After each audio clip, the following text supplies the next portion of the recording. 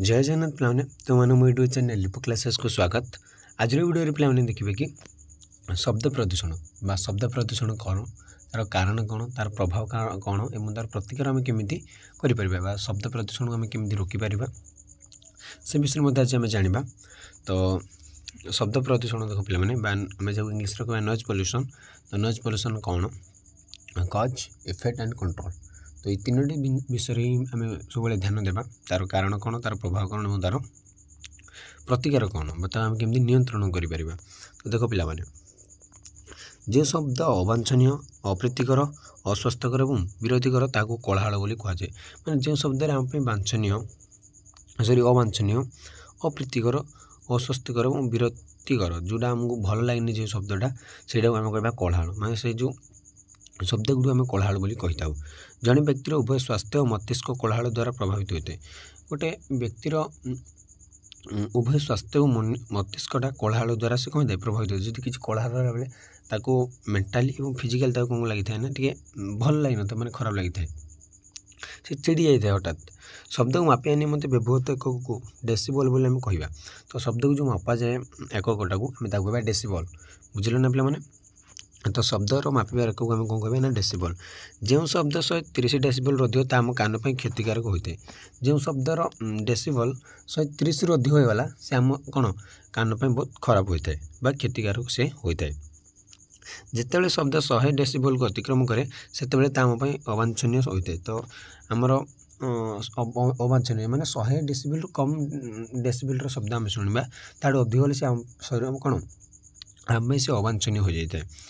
अवांछनीय शब्द को प्रदूषित शब्द बोले कहवा। तो जो अवांछनीय बा जोटा आम खराब लगे आम जोटा जो शब्द खराब सीटा आम कह कौन ना प्रदूषित शब्द। तो ध्वनि व शब्द प्रदूषण कौन से विषय आगे देखा। ध्वनि व शब्द शक्तिर एक रूप और यह वायुकंपन द्वारा श्रवण इंद्रिय सृष्टि होता है एक अनुभूति। तो से गोटे आम भर गोटे अनुभूति क्रिएट करते क्या द्वारा ना श्रवण इंद्रिय सृष्टि होता गोटे अनुभूति को आम कह कौन ध्वनि बार कंपन हुए। तापर आम श्रवण इंद्रिय जहाँ आम कान तो कान गोटे कंपन जो सृष्टि हुए। तो वायु कंपन द्वारा जो श्रवण इंद्रिय जो सृष्टि होता है अनुभूति आम कह ध्वनि। तो यार प्रसारण पर गैस तरल तथा कठिन पदार्थ माध्यम आवश्यक पड़ता है। तो जो यार प्रसारण करने आमको कठिन तरल कि गैस पदार्थ माध्यम आमको आवश्यक पड़ता है। यह शब्द तरंग द्वारा गठित ये जो शब्दटा मन कौन शब्द तरंग द्वारा आम गठित जहाँ उक्त माध्यम दे गठित। तो शब्द तरंग ना कौन आमको किसी शुभी न था। तो शब्द तरंग मुख्य भूमिका ग्रहण करता है जहाँद्वारा कि से शब्द तरंग द्वारा ही आम पाख आसी कौन आम कान पाख आसी शब्दटा पहुँची थाए। ध्वनि दलनर क्रमानुपात को ध्वनि तरंगर आवृत्ति व स्पंदन कहुए और यार माप गला हर्ज। तो ध्वनि दलन कहले कौन कह ना ध्वनि दलनर जो क्रमानुपातटा को आम कह ध्वनि तरंगर आवृत्ति व स्पंदन तार जो फ्रिक्वेन्सी एवं यार माप को आम कह हर्ज। ध्वनिर नहीं आवृत्ति ध्वनिर मात्रा को दर्शाई था। तो ध्वनिर जो आवृत्तिटा से जो आवृत्ति कहते आम कह ध्वनिर मात्रा बुझीपार ना पे। तो ये सेमती किसी इम्पोर्टाट ना तो खाली आम देखा ध्वनिर ध्वनि प्रदूषण कौन खाली से ही देखीदेवा। तो साउंड और नॉइज भितर पार्थक्य सीमित। साउंड कहले आम साधारणतः ध्वनि व शब्द बुझे कि नॉइज कहले उक्त शब्द बुझे था जहाँ श्रवण इंद्रिय विरक्त भाव सृष्टि करते। तो पे बुझीपार ना साउंड और कहीं भाव सार साउंड नॉइज एका तो ना साउंड नॉइज अलग। तो साउंडटा कौन जी आम शुणुचे साधारणतः शब्द को आम बुझे जोड़ा आम साउंड शुणुचे आम गीत शुणुचे आम भिन्न प्रकार शब्द शुणुचे बट जो शब्दटा आम कान पर खराब लगे तो सहीटा हूँ आमर कौन ना प्रदूषित शब्द बा जोटा कि आम श्रवण इंद्रिय खराब लगे विरक्ति भाव सृष्टि कले आम कह कौन ना प्रदूषित शब्द। तेणु नॉइज को साधारणतः अवांछित शब्द बा कोलाहल शब्द आख्या दि जाए। नॉइज बा प्रतिकर शब्द सृष्टि करता उत्स मध्य कलकारखाना ट्राफिक टेलीविजन लाउडस्पीकर एगुड़िक। तो आम तार उत्स गुड़ी गोटे गोटे कलकारखाना तो सब लगी था। तो से शब्द गुड़ कौन आम कान को अप्रीतिकर लगी था। ट्राफिक सब हर्न बाजी से जोटा कि आम कान पर गोटे अप्रीतिकर लगे। तो एगुड़िक यह व्यतीत बासस्थान तो ऑफिस आदि सृष्टि होता शब्द समय समय अप्रीतिकर परिस्थिति सृष्टि होता है। लुगा सफा मेसीन ग्राइंडर वैक्यूम क्लीनर तो युड़िक कौन आम शब्द को अप्रीतिकर लगे ये गोटे शब्द प्रदूषण उत्स भाव रही था। तो ध्वनि मापक एक गला बेल एक बेल 10 डेसिबल बेल। तो यह ध्वनि तीव्रता से दर्शाए। तो एक बेल माने जो ध्वनि मापक बेल एक आम बेल ध्वनिटा को है। तो शब्दटा जिते मापुचे आम कह कौन ना डेसिबल जो एकक मापुचे। तो शब्द प्रदूषण उत्स गुड़ कौन देखिए माने कौटू सृष्टि होता है शब्द प्रदूषण बा तार मूल कौन माने तार प्रकृति सृष्टि होची कौटू शब्द प्रदूषणटा। तो प्रथम आसला कलकारखाना, द्वितीय आसला जानवाहन, तृतीय आसला जनसमावेश गोष्ठीगत कोलाहल, चतुर्थ आसला वैद्युतिक बा इलेक्ट्रोनिक उपकरण। तो प्रथम आम देखा कलकारखाना कलकारखाना माने कौन शब्द प्रदूषण केमिति होता है। तो देख पिला माने शिल्पानुष्ठान मानक जंत्रपाति कम आबद्ध स्थान में चालना कर फल अधिक डेसिबल अप्रीतिकर शब्द सृष्टि थाए। तो जो शिल्पानुष्ठान मरवा जो फैक्ट्री गुड़िक जंत्रपाति कम आबद्ध स्थान माने कम जगह से भीतर बहुत गुड़े रोचे ना आमर मेसीन। तो सीटा जिते चालना कर मेसीनटा जो स्टार्ट हो तो सीटा अधिक डेसिबल शब्द सृष्टि करुचे। श्रमिक मान स्वास्थ्य और मस्तिष्क प्रति यह शब्द क्षतिकार। तो तुम पे सब सुरटर माने भिडियो देखी जो आम लुगा कारखाना तो सब यूट्यूब कि इंस्टा देखी तो सीटा कि साउंड हो मैंने कम जगह पूरा फुल फुल फुल फुल पूरा मेसीन हो जोटा कि मैंने कौन जदि किए तुम परिचय किए थी माने तो सांगसाथी तो जब कॉल कर तो कि किए तुम परिवार किए थी तो जब कॉल कर तो कथा ही होनी कारण एत जोर से साउंड तैयार कर तो से जो कलकारखाना से जो कौन आम कान कौन अप्रीतिकर शब्द सृष्टि होता है। तो ताको आम कह कौन से शब्द प्रदूषण गोटे उत्स।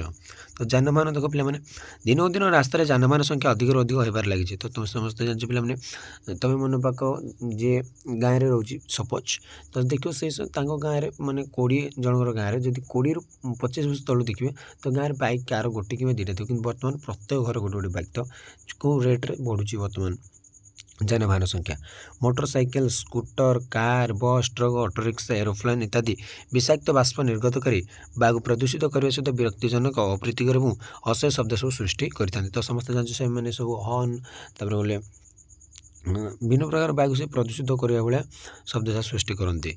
एभली शब्द रास्ता कड़े रोधे शहरी लोक शारीरिक और मानसिक रोगर कारण था। युड़ क्या भी क्षतिकार ना सहरी लोक मैंने खराब कारण से सब पाखापाखि रुहति से रास्ता कड़े ही ग्रामांचल कना रास्ता मेन रास्ता जदि मेन रास्ता बेस गाड़ी जो आस करे तो से सैड ही रही तो एत लगे कि सहर में कौन समस्त सब रास्ता सैड रुहति। तो रास्ता साइड मैंने कौन सबुआड़े माने कौन जानवाहन संख्या अधिक तो से मानसिक रोगर गोटे कारण होता है।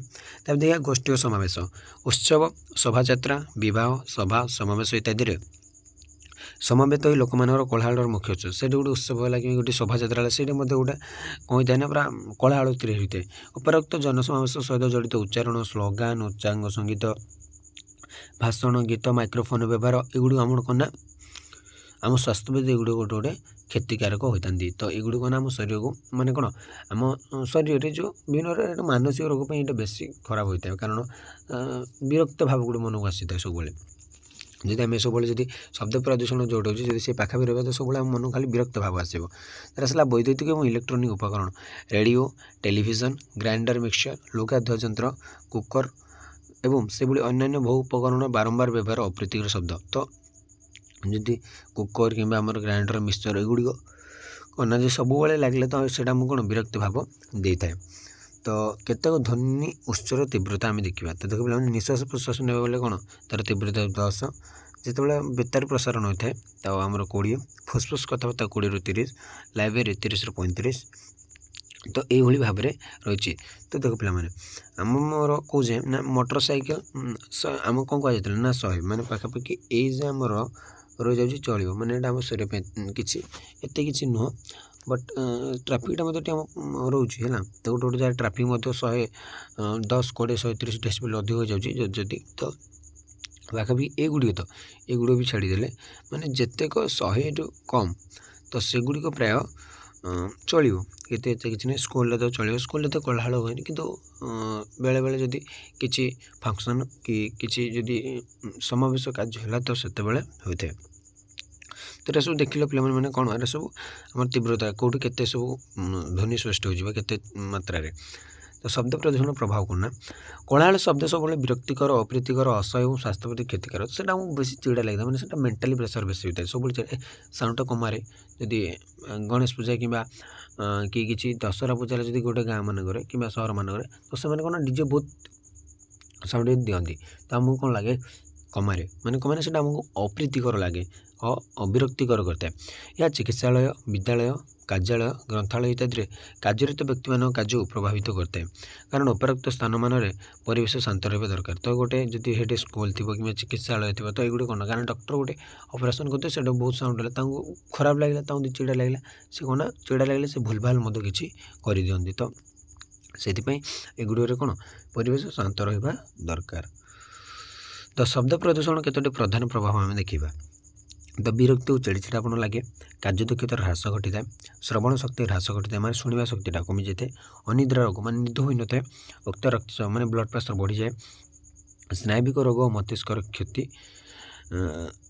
क्षत देखा जाए स्वाद निर्गमन बांति और दुर्बलता लगे पाकस्थली और मस्तिष्क रोग होता है रक्त कोलेस्टेरोल अधिक जहाँ उक्त रक्तचाप हृदरोग हृदघातर कारण माने ब्लड प्रेशर बढ़ी जाए माने हमर हार्ट अटैक है।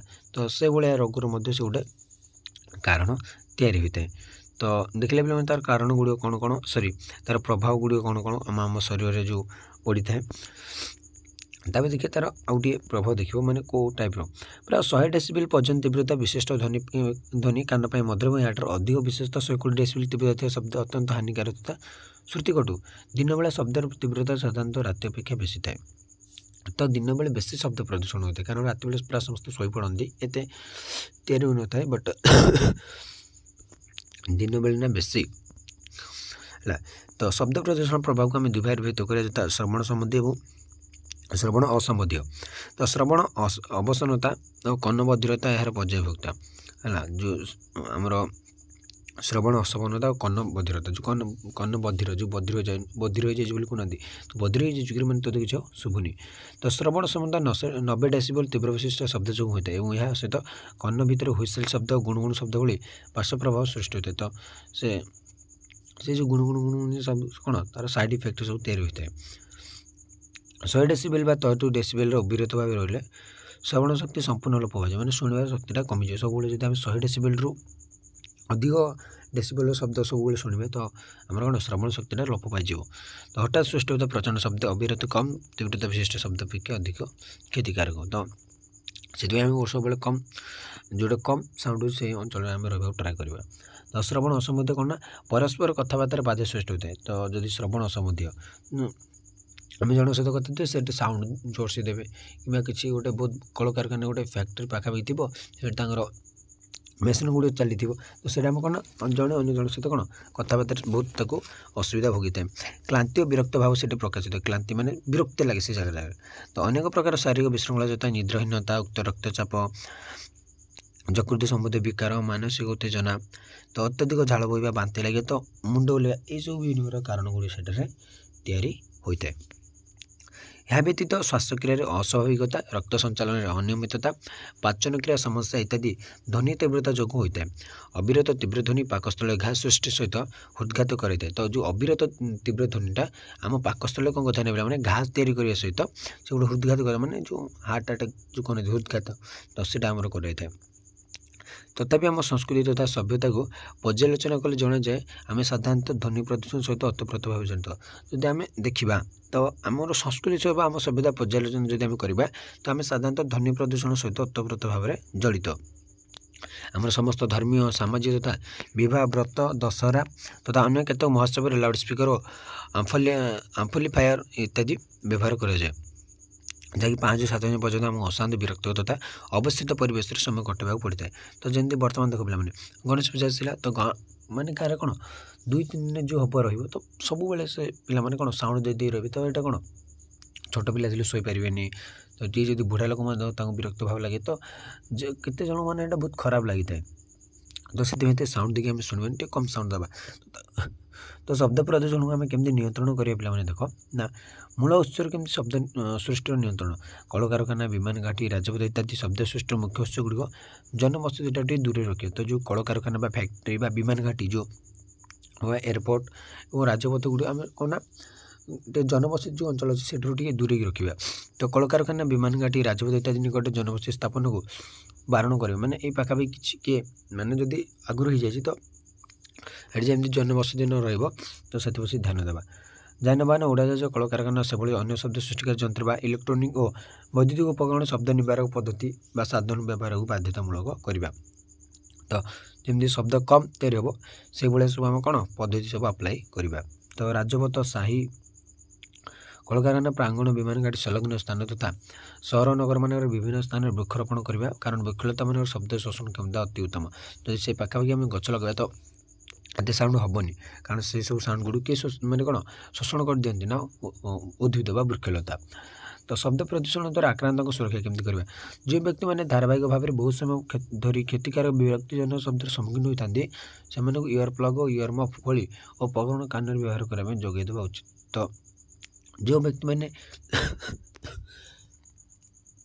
କ'ଣ କହିଲେ ପିଲାମାନେ, ଯେଉଁ ବ୍ୟକ୍ତିମାନେ ଧାରାବାହିକ ଭାବରେ ବହୁତ ସମୟ ଧରି କ'ଣ କ୍ଷତିକାରକ ବିରକ୍ତିଜନକ ଶବ୍ଦ ସମ୍ମୁଖୀନ ହେଉଛନ୍ତି ସେମାନଙ୍କୁ ଇୟର ପ୍ଲଗ୍ ଆଉ ଇୟର ମଫ୍ ଯଦି ଲଗାଇଦେବା ମାନେ କାନରେ ସେ ଯେଉଁ ଉପକରଣ ଗୁଡ଼ିକୁ ସେମାନଙ୍କ କାର୍ଯ୍ୟସ୍ଥଳୀ ଗୁଡ଼ିକର ମଧ୍ୟ ଶବ୍ଦ ନିରୋଧକ ବ୍ୟବସ୍ଥା କରାଯିବା ଉଚିତ। ତ ସେମାନଙ୍କୁ ଆମେ କ'ଣ ଇୟର ପ୍ଲଗ୍ ଇୟର ମଫ୍ ଏଗୁଡ଼ିକ ଦେବା, ତ ସେଗୁଡ଼ିକ ସେମାନେ କ'ଣ କାନ ବ୍ୟବହାର କରିବା ଉଚିତ ଏବଂ ତା ସହିତ କ'ଣ କାର୍ଯ୍ୟସ୍ଥଳୀ ଗୁଡ଼ିକରେ ଶବ୍ଦ ନିରୋଧକ ପଦ୍ଧତି ଆମେ ବ୍ୟବହାର କରିବା ଉଚିତ। ତାହେଲେ ଶବ୍ଦ ସଞ୍ଚାଳନ ନିୟନ୍ତ୍ରଣ କ'ଣ ଦେଖ ପିଲାମାନେ, ଯଦି ଶବ୍ଦ ସୃଷ୍ଟି ହେଉଥିବା ସ୍ଥାନ ଗୁଡ଼ିକ ଶବ୍ଦ ନିରୋଧକ ଟାଇଲ୍ ଏବଂ ଅତ୍ୟୁଚ୍ଚ କାନ ଦ୍ୱାରା ଆବୃତ ଏହା ଏବଂ ପରିବେଷ୍ଟିତ କରାଯାଏ ବିରକ୍ତିଜନକ ଶବ୍ଦର ସଞ୍ଚାଳନକୁ ହ୍ରାସ ବା ନିରୋଧ କରାଯାଇପାରିବ। ଏହି ଉଦ୍ଦେଶ୍ୟ ସାଧନ ଅନ୍ୟ ଉପାୟ ଗୁଡ଼ିକ ହେଲା ଶିଳ୍ପାୟତନ ବା କଳକାରଖାନାମାନଙ୍କ ଚତୁର୍ଦିଗରେ ଘଞ୍ଚ ଜଙ୍ଗଲ ଆମେ ତିଆରି କରିବା। ତ ଶବ୍ଦ ସଞ୍ଚାଳନ ଆମେ ନିୟନ୍ତ୍ରଣ ମାନେ ଯେମିତି ବେଶୀ ସାଉଣ୍ଡ ନ ହେବ ଆମେ ସେ ତାର ଚତୁଃପାର୍ଶ୍ୱରେ ଆମେ ବୃକ୍ଷରୋପଣ କରିବା ବା ଜଙ୍ଗଲ ସୃଷ୍ଟି କରିଦେବା। ତ ଆଇନ ପ୍ରଣୟନ ଦ୍ୱାରା ଶବ୍ଦ ପ୍ରଦୂଷଣ ନିୟନ୍ତ୍ରଣ କେମିତି କରିବା ଆମେ ଦେଖୁ। ଡାକବାଜି ଯନ୍ତ୍ର ଆସତବାଜି ଶୋଭାଯାତ୍ରା ଯାତାୟାତ ଯନ୍ତ୍ରପାତି ଇତ୍ୟାଦିରୁ ସୃଷ୍ଟି ହୋଇଥିବା ବିରକ୍ତିଜନକ ଶବ୍ଦକୁ ଶୋଇବା ସମୟରେ ବାରଣ କରିବା ନିମନ୍ତେ କଠୋର ଆଇନ ପ୍ରଣୟନ ହେବା ଉଚିତ, ଯାହାକୁ ଅନ୍ତତଃ ଚିକିତ୍ସାଳୟ ବିଦ୍ୟାଳୟ ମହାବିଦ୍ୟାଳୟ ଗ୍ରନ୍ଥାଳୟ ଇତ୍ୟାଦି ଥିବା ସ୍ଥାନରେ ଲାଗୁ କରାଯାଏ। ମାନେ ଫାଷ୍ଟ କରି ହସ୍ପିଟାଲ ଏବଂ ଯେତେ ସବୁ ଶିକ୍ଷାନୁଷ୍ଠାନ ଗୁଡ଼ିକରେ ବନ୍ଦ କରେ, କାରଣ ପିଲାମାନେ ପଢ଼ିପାରିବେ କି ଏତେ ସାଉଣ୍ଡ ଦେଇକରି। ଶବ୍ଦ ନିରୋଧକ ସାଧନ ନଥାଇ ଯାନବାହନରେ ଅତ୍ୟଧିକ ଶବ୍ଦ ସୃଷ୍ଟି କରୁଥିବା ହର୍ନ ବ୍ୟବହାର ନିଷେଧ କରିବା ସହିତ ରେଡ଼ିଓ ମ୍ୟୁଜିକ୍ ସିଷ୍ଟମ୍ ଓ ଟେଲିଭିଜନ ଅଧିକ ଜୋରରେ ବଜାଇବା ମଧ୍ୟ ବାରଣ କରାଯିବା ଉଚିତ। ତ ଯେମିତି ରେଡ଼ିଓ ମ୍ୟୁଜିକ୍ ସିଷ୍ଟମ୍ ଏଗୁଡ଼ିକୁ ଅଧିକ ଜୋରରେ ବଜାଇବା ନାହିଁ। ତାପରେ ଜନସଚେତନତା ଏବଂ ଶିକ୍ଷା ଦ୍ୱାରା ଆମେ କେମିତି ନିୟନ୍ତ୍ରଣ କରିବା। ଶବ୍ଦ ପ୍ରଦୂଷଣର କ୍ଷତିକାରକ ପ୍ରଭାବ ସମ୍ପର୍କରେ ଜନସଚେତନତା ଖବରକାଗଜ ପ୍ରଚାରପତ୍ର ଇଲେକ୍ଟ୍ରୋନିକ୍ ମାଧ୍ୟମ ପ୍ରାଚୀରପତ୍ର ପଥପ୍ରାନ୍ତ ଅଭିନୟ ସେମିନାର ଦଳଗତ ଆଲୋଚନା ସଭା ଶିକ୍ଷା ଦ୍ୱାରା ସୃଷ୍ଟି କରାଗଲେ ଆଗ ନିୟନ୍ତ୍ରଣ କରିପାରିବା। ମାନେ ଆମେ ଲୋକମାନଙ୍କୁ ବୁଝିବା ଏ ବିଷୟରେ ଏବଂ ଯଦି ଆମେ ଶିକ୍ଷା ଦ୍ୱାରା ପିଲାମାନଙ୍କୁ ବୁଝିବା ତ ସେଇଟା ଆମେ ତାକୁ କ'ଣ ନିୟନ୍ତ୍ରଣ କରିପାରିବା। ତ ଆଜି ପାଇଁ ପିଲାମାନେ କ୍ଲାସ୍ଟିକୁ ମୁଁ ଏଇଠି ରହୁଛି, ପରବର୍ତ୍ତୀ କ୍ଲାସ୍ ଦେଖିବା ବିକିରଣ ଜନିତ ପ୍ରଦୂଷଣ କ'ଣ। ତ ଆଜି ପାଇଁ କ୍ଲାସ୍ଟି ଏଇଠି ରହୁଛି, ଜୟ ଜଗନ୍ନାଥ।